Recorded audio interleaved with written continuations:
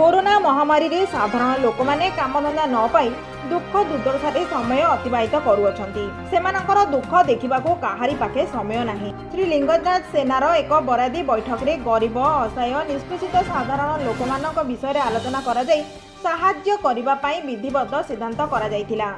सभ्य मानक परामर्श रे एक स्वतंत्र पांठी गठन करा जाई 2 दिन पाईर ए रिलीफ बंटन कार्यक्रम प्रस्तुति आरंभ करा जाईथिला। गतकाली शनिवार दिन 3 घंटा 30 मिनट समय समस्त वर्गर जनसाधारण को सुखिला खाद्य बंटन कर आनुष्ठानिक भाव एकाम्र वरिष्ठ नागरिक संघर सभापति ऋषिकेश त्रिपाठी एवं श्री लिंगराज सेनार सभापति श्री राजेश समर्था रिलीफ बंटन कार्यक्रम शुभारंभ करथिले। शताधिक गरीब असहाय निष्पेषित परिवार को रिलीफ बंटन करा जायतिला।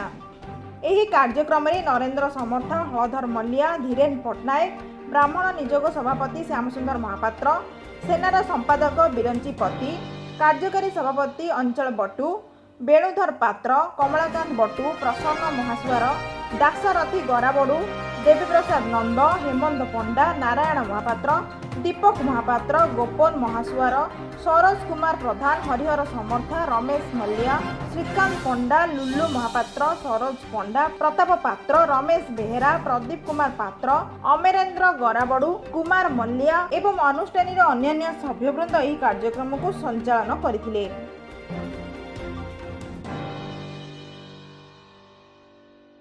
खोर्धारू ज्योतिर्मयी पंडा रिपोर्ट, मानव अधिकार मीडिया।